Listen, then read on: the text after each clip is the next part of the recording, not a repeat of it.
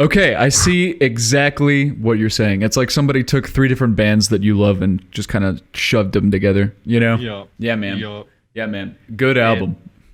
dude, like seriously, jam it tonight. It's top tier. Like Nice. this is definitely going on my top 10 of the year for sure. Very cool. That well, Yep. I mean, that's a hell of a shot. We're only in March, man. But Yep. yeah, I mean, if I, you love it, you love it, you know? yep. Yep. No, but that's definitely your jam. Stortregen. Yep. Stortregen. S T O Yep. R Or T. Stort Rain, depending. We don't know. Oh, I don't know. We need to really get like a Yep. Swedish translator or something. Yep. STORTREGN. That's the Impermanence album. Ghosts Yep. of the Past, Moon, Sun, Stars, all that. Good names. You know how I like Yep. a good name. Yep. Yeah, Have a man. bit where like we're like, and this album is called, and it like cuts away to some random blonde dude, Stortregen, and then If you comes back to us. if you speak any of the Nordic languages, please God get in touch with us. We would love a black metal translator. So Yep. that's pretty much our show for this week. Yeah, good stuff. I'm really stoked about a lot of this. Thank you for showing me Stortregen. Top 10 of the year for Kevin. That's no small thing. One quick thing that I want to add into the show, question of the week for everybody, yourself included. There's a lot of elements that I'm just curious about because you don't really hear them talked about like in a mass sort of setting, but I'd like to get some of these, the hive mind, the people, what they're feeling and thinking. I know that you're a vinyl guy, right? Yes. Okay. What is the last one that you ordered? I haven't bought any in a bit, so I'll just say what I am still waiting on. What I'm probably going to get in the mail this week was the latest release by Abiotic. They had some delays with the pressing, so it's finally just coming in now. But so I'm about to get the new Abiotic in, and I'm pretty stoked on that. Gotcha. Now, I'm not a vinyl dude just because it's kind of cost prohibitive to get in there. But if you have like a jump start on it, or if you are willing to drop the money to get in on it, it's worth it. Like, I understand the appeal. The question is for you, because I have no idea what the criteria are for you personally and for the people at home. What makes you choose to buy a specific vinyl versus let the release just kind of like be a digital thing that you listen to? So,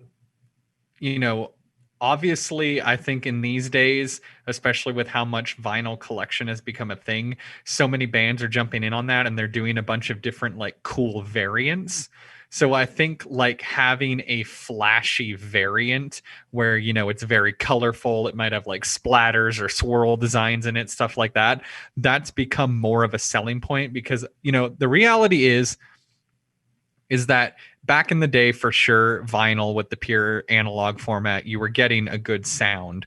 But with today's technology, with speakers, with being able to get like FLAC and more lossless, digital files, you can easily get the same or better audio performance out of a digital file having a good setup versus the vinyl. So I think now more than ever, it's more important that just it looks awesome, because a lot of people are collecting it more for the sake of collecting it and having that physical media over, I think, the pure sound quality. Because the nerds out there are going to be like, well, actually it's the best version, you can sound so much better with a vinyl. Not really true, especially now with most artists recording digitally. You're not getting the pure analog to analog translation anymore. Right. So a lot of times you're coming from a digital only recording and then trying to press it on analog. Right. So you're not getting a super pure, like sound anyways. You can get the same or better performance out of good digital speakers. So personally, to me, give us a cool variant. Don't just give us a black release anymore, even though the straight black vinyl is the best sounding. Oh, I didn't like know the that. So pure black best. As you move more into weird colors and more like translucent, it actually gets worse in quality. That's like when you see those picture disc vinyls where it's like the album art printed on a vinyl. Yeah. Those have notoriously shit quality. I did not know that. Yeah. Huh. Yeah, it's another interesting thing with it. So I mean, granted, some people might have different thoughts as me, but for me, I see it more as like having that physical thing in your hands and being able to actually have like a cool looking disc. Yeah. So for me, I think vinyl really comes down to good variants these days. Yeah. Well, I mean, that makes sense. If you are a vinyl dude at home, leave it in the comments. What makes you choose the vinyls that you buy? Because I'm genuinely curious. For me, personally, if I was going to get it on it, all of them would have to be in a wooden box. That's the criteria, okay? If it's not in a treasure chest, I don't want it.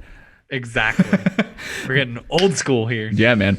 All right, guys, that's our show for this week. Thank you for tuning into the Brutal Review. As always, check out our Patreon, $15. Will it get you a t-shirt? It gets you a t-shirt, and also you'll get bonus content. We're going to talk about 2 dumb, ridiculous things here in a couple of seconds. I sent you one of them. I didn't send you the other one, I don't think. Any final words, Kev? As always, stay free. Oh, you know. You know they do.